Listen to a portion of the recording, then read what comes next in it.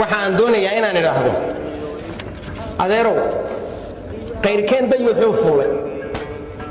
inagu geed fuul xiitaa iskuma inaandeyn haddaynu soomaalina wuxuu yidhi quruumaadkan laga qayliyey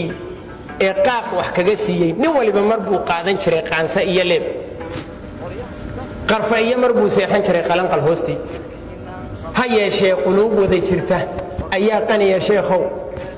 qalbigaa laga wadaalmo horumarku waxa uu ka yimaadaa biqalbi saliim qalbiga wanaagsan haddii uuna qalbi wanaagsani inagu jirin if iyo aakhiro midna ku liibaani mayno ee taa ku talagala cidayna cid fartaha ku fiiqin ee adigu gudahaaga dib isugu noq heblaayo amba hebelow dhib baad qabtaa markaan leeyahay farta cid ku fiiqayo saddex farood anigay dhankayga u soo jeeda in badan inaan anigu dhankayga ishubsado ayay fartayda iyo tilmaantayduba sheegaysa marka waxa iga dardaarana wuxuu yidhi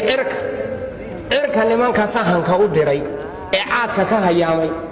adceedda iyo dayaxa dawladahan caawa kala sheegtay caynkeenna soo wada maray iyo caado liiti ah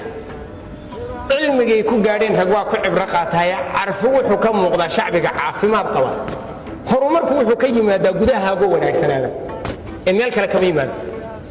ree hebel baa naga haysta jilibkanaa la kari laayahay ree sogsog iyaga hadalkooda daa qurac iyo galool meel laga maray ma jirto wakhtigeenna yaynaan ku limin cayda suuqyada cimrigeenna haddaynu ku dhammaysanno cid wax ka sheegiduun kuma gaadhi kara hilib walaalkay on dilay waa ii walaalla'aana guulma kanaa laandheera kanaa laangaaba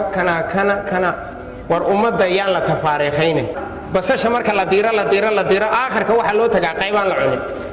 soo maha ummaddan haddaad dhisho waxaad u degi cidaan ku anficin khalad wuu dhici wax kastaana wuu dhici wax walbana waynala soo kulmi waa inaynu duuduub ku liqnaa daxalka laabteena we have to be proactive waxaa la yidhi tukow waxaa la yidhi xun shay goormaad wax dareentaa waxay tihi markuu dhagax igu dhaco midna igu soo socdo waxaa la yidhi tukow adna goormaad wax dareentaa wuxuu yidhi markay laba nin is eegaan dareenka tukaha inaynu yeelanno horta waa iga dardaaran oo dhibaatadu wuxuu yidhi dhibaatadu intay soo dhowday soo dhabbacaan ay soo dhowdaan lama dhegaysadeen waa inaad dhab u dareentaa ha ka dhuumanina waa inaad sii ogaataa dhibaatadu inta ayna kugu dhicinay soo fooleeday waa inaad ogaataa waa ta koowaade waa ta labaad begin with the end mind shaqada aad qabanaysaa barbilowgeeda ilaa bardhammaadkeedu halka uu yahay waa inaad aqoonteedii iyo xirfadeedii iyo rabitaankeedii aad yeelataa haddii kale wuxuu yidhi marka aanad hamoon timacadda wuxuu yidhi marka aanad hamoon noloshu waa mooyi dabadeed xaggee loo socdaa garan maayo mid uunbaa soo dhaqaaqa yidhi hoolkan iska kaalaya uunbaa la yidhi ummadda haddaynaan wax ku kordhinaynin oo hadafka laysugu yimi aynaan ka midaysnayn way adag tahay sida guul loo gaadha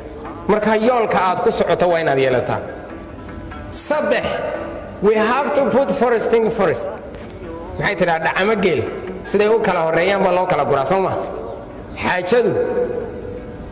waa inaad taladu siday u kala horrayso ee shaqada loo kala horqabanayo